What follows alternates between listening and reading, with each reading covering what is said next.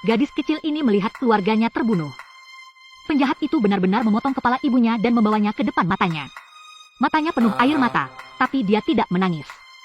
Preman itu kemudian menodongkan pistol ke dagu gadis itu. Menatapnya dengan senyum yang jahat.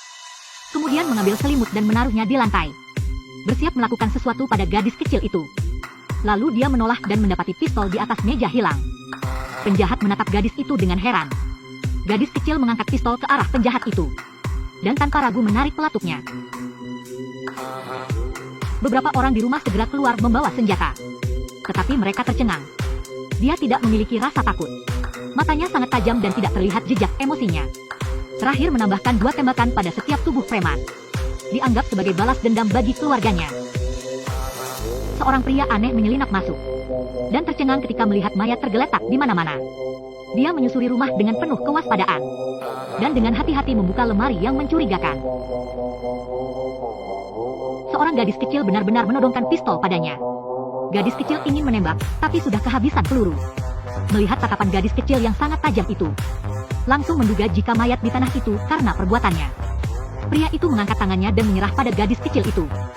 Gadis kecil itu merasa bahwa pria itu tidak memiliki niat jahat. Perlahan menurunkan pistol dan berjalan keluar dari lemari. Menarik tangan pria itu dan meninggalkan tempat mimpi buruknya ini. Pria itu mengadopsi gadis kecil ini. Memberinya sebuah nama yang bagus, Sarah. Seorang putra bos mafia tiba-tiba diculik. Para penculik meminta uang tebusan sebesar 600 juta. Bos mafia segera menyiapkan uang tunai. Tapi meminta mereka untuk langsung mengambilnya di rumah. Ini adalah Sarah yang sudah tumbuh dewasa. Tapi Sarah juga tidak lemah. Dia pergi ke markas mafia sendirian. Bos mafia meninju perut Sarah ketika bertemu. Beraninya kamu. Setelah mengancam Sarah dengan kata-kata kasar. Dia meminta Sarah untuk memanggil dalang di balik semua ini. Sarah menjadi ketakutan. Tapi sedetik kemudian.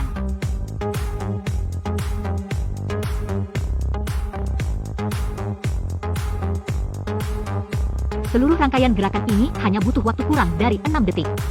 Kemudian Sarah pergi keluar lewat pintu. Kedua penjaga menyaksikan Sarah pergi dengan kebingungan. Setelah mendengar bos mafia terbunuh, dia buru-buru mengejar Sarah.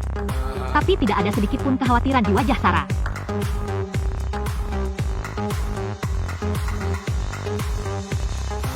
Ternyata dia memiliki kolega penembak jitu. Dia adalah Paman Sam, orang yang mengadopsinya saat itu. Pekerjaan Paman Sam adalah pembunuh. Sekarang dia juga telah melatih Sarah untuk menjadi pembunuh profesional. Mereka pergi ke tempat yang sepi. Paman Sam melemparkan senapan ke dalam danau. Teman-teman yang tertarik bisa pergi memancingnya. Kemudian menginformasikan pada majikan jika tugas telah selesai. Majikan mentransfer uang 14 miliar. Ditambah uang yang dirampok dari bos mafia sebesar 6 miliar. Menghasilkan total 20 miliar dalam satu misi. Malam hari, Sarah menyiapkan kue ulang tahun untuk Paman Sam. Ternyata hari ini adalah ulang tahunnya yang ke-70. Sarah juga memberikan sebuah kotak hadiah besar untuknya. Sebuah gitar berharga yang diproduksi pada tahun 1958. Hanya ada 90 buah di seluruh dunia. Bisa dilihat seberapa penting posisi Paman Sam dalam hatinya. Paman Sam juga sangat dermawan. Langsung membelikan sebuah rumah untuk Sarah. Ternyata Paman Sam sudah lama mengidap kanker paru-paru. Namun, Paman Sam memiliki misi baru. Harus pergi ke Vietnam untuk membunuh seseorang bernama Dante. Dante adalah orang yang sangat jahat. Paman Sam telah membunuhnya 30 tahun yang lalu. Tapi ada yang bilang jika dia masih hidup. Ketika Sarah mendengar kata Vietnam, dia segera menolak untuk satu tim dengannya.